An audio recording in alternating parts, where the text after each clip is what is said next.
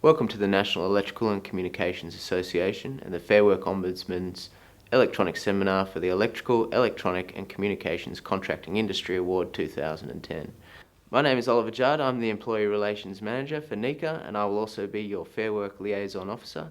If you have any questions in relation to this video, feel free to contact me on the details that will be provided later on to discuss any of the issues you may have. Please note that this video is supplemented by a guide to the Modern Award and the National Employment Standards. We recommend that you have a copy available with you during the video to assist you to understand the scenarios that are dealt with. To obtain a copy, simply fill your details into the form on this page and NECA will get a copy to you. This presentation is broken into chapters, each containing an explanation of each of the National Employment Standards, or NES, and an explanation of the more critical provisions of the Electrical, Electronic and Communications Contracting Award 2010. It is important that you understand the obligations outlined in this video, as there are significant fines that can be imposed where businesses do not comply. A set of 10 standards, known as the National Employment Standards, or NES, was introduced on 1 January 2010 as part of the implementation of the Fair Work Act 2009. These standards apply to every employee in Australia, except non-constitutional employees engaged in Western Australia. This generally means employees of sole traders, partnerships, and government and public institutions, regardless of their type of employment. Each of the 10 standards has been outlined within the guide, and this chapter deals with maximum weekly hours of work. The maximum number of weekly ordinary hours of work is 38 hours per week. The Modern Award permits these hours to be averaged over a maximum period of 4 weeks. This will be further discussed with examples during the presentation. Employees may also be required to work reasonable additional hours. What will be considered reasonable will depend on the circumstances and will vary from case to case. If you take a look at page 38 of the guide, you will see that section 62(3) of the Fair Work Act requires employers to consider the following factors before requiring an employee to work additional hours. A. Any risk to the employee's health and safety from working additional hours. If an employee has already completed a significant number of additional hours, and a request to complete further additional hours would place the employee at risk to his health and safety, then such a request would be considered unreasonable. B. The employee's personal circumstances, including family responsibilities. If you're aware that your employee has a responsibility to pick up children in the afternoon, it may be unreasonable to require the employee to work additional hours. C. The needs of the workplace or enterprise in which the employee is employed. If employees are aware that reasonable additional hours will need to be worked in order to meet requirements of the enterprise, those employees would be required to make suitable arrangements so that they would be available to work additional hours. D.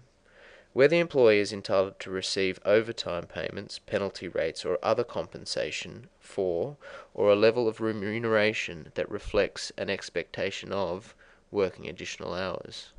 E.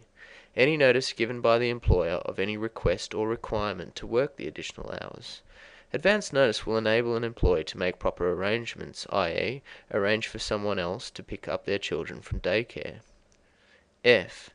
Any notice given by the employee to his or her intention to refuse to work additional hours.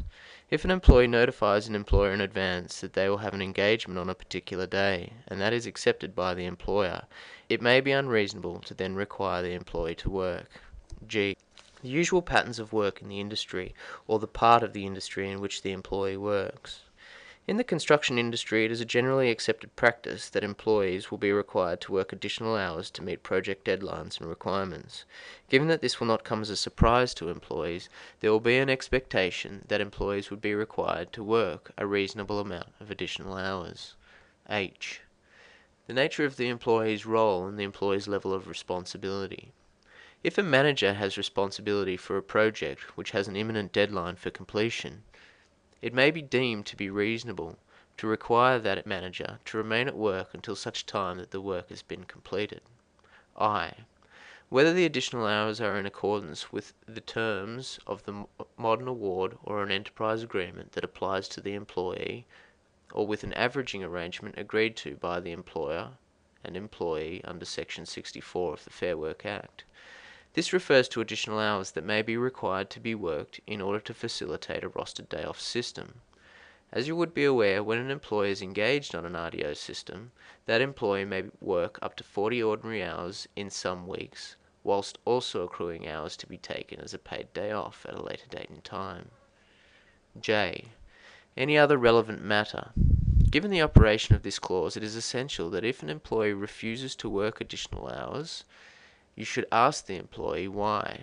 The reason provided must be considered in your overall deliberations. It should be noted that none of the items described above and of themselves will be sufficient to determine whether an employee is required to work reasonable additional hours. Employers must engage in a balancing act, weighing all of the factors to determine whether it will be reasonable in the circumstances to require an employee to work additional hours. The award provides for a number of different penalty rates which are payable depending on when the overtime work is undertaken. The penalty rates are depicted at page 38 of the guide. They are as follows. For work in excess of 8 hours, Monday to Friday, payment will be made at time and a half for the first 2 hours and double time thereafter. For all time worked on a Saturday, payment will be at time and a half for the first 2 hours and double time thereafter. All time worked on Sunday will be paid at double time, and all time worked on public holidays will be paid at double time and a half. Furthermore, where an employee is required to work on a Saturday, Sunday, rostered day off, or public holiday, the employee must be paid for a minimum of 4 hours at the appropriate penalty rate. Please note, though, that no apprentice under the age of 18 years will be required to work overtime or shift work unless they so desire. Thank you for watching this video. We encourage you to watch all the chapters in this series. If you have any questions, you can contact me on the details that are shown, and if you haven't already obtained a copy of the guide, we strongly recommend that you get one as soon as possible.